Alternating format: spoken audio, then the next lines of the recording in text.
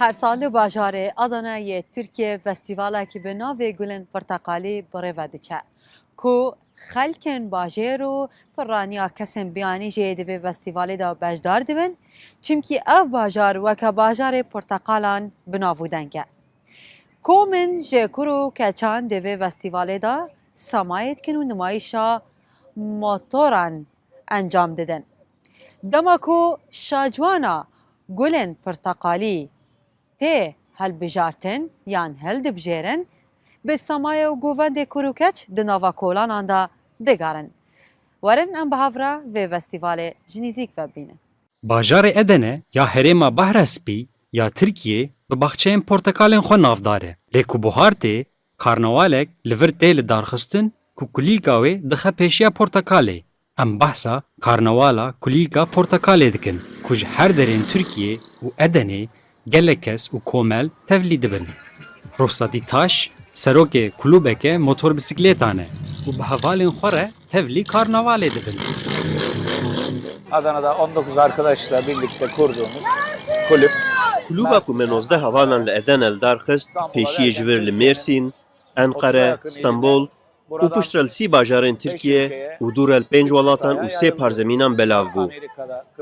Li Amerîka, Kıbrıs, Finlandiya û Almanya endam hene ku êlekê me li xwe dikin. Gelek kes û heta komelên karker û endezyaran jî tevlî festîvalê dibin. Kiçik tacên kulîlkî didin serê xwe û bi taybetî jî yên ji kulîlkên portekalê.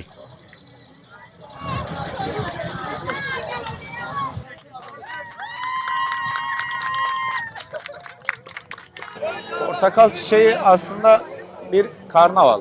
Türkiye'de Arast kulîlka portekalê karnavalek e. Brezilya gelse de Li Tirkiye ku tibêjî karnaval bi piranî Brezilya tê bîra xelkê. diye adlandırılan tek Li Tirkiye şahiye ku em jê re karin bêjin karnaval tenê ev e. Yani karnavala kulîlka portekalê ku li Edenê tê li darxistin. Bi rastî jî xelkê vê derê wexta derdkevin kolanan bi bêhna kulîlkên portekalê hay jê dibin ku buhar hatiye. Ev jî wan kelecanî dike. Dibînin ku hin tişt guherîne û bi coşa ku zivistan xelas kirine û derbasî havînê dibin, xwe davêjin ser giyayan û vê karnavalê li dar dixin. Piştî carê yekem ku ev karnaval hat li darxistin, bêguman bi hewldana komîteyê gelekî bi pêş veçû. Ya yekem 10,000 kesan dest pê kirbû. Lê neşaşbim îsal 140,000 kes hatine. Ez vê dizanim ji ber mêvanên me yên ku ji derve dihatin ew xwasî pir bûn, di otêlan de cih nemabû. Me nikar bû ji wan re ode peyda bikin. Niha hemû tijîne. Em dikarin wisa hesab bikin ku kapasiteya tevahiya otelên Edenê 200,000 e. Yani hejmara mêvanan jî nêzîkî vê ye. Keçikên ciwan cilên xwe yên cûr bi cûr li xwe kirine û tevlî kortejê dimeşin. Di karnavalê de şaciwana kulîlka portekalê jî tê hilbijartin. Keçikên ku bi ser dikevin, di erebeyan de cihê xwe digirin bo xelk wan nas bike. Eren Eskitaş jî endamê komeleke bi navê Team Turtle e û ew jî hatine bo karnavalê. Team Turtle yani bundan yaklaşık... Team Turtle komeke ku berî 3 salan hatiye li darxistin. Em alîkarî didin projeyên sosyal, ên komel û kulübên din ku bi van karan ramijûlin, wekî din yê me bixwe jî atölyeyên me çêdibin. Dikarim bêjim em kulübeke şêrîn, dilûvan û germin û bêguman em ji nava Edenê bixwane.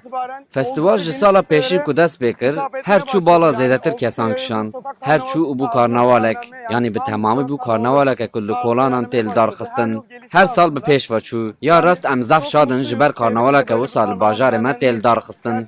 Em pir kêf xweşin.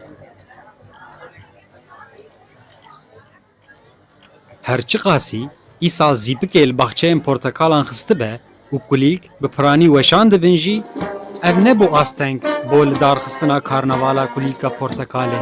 Karnaval heta êvarkî bi kortej, şahî û konseran dewam dike.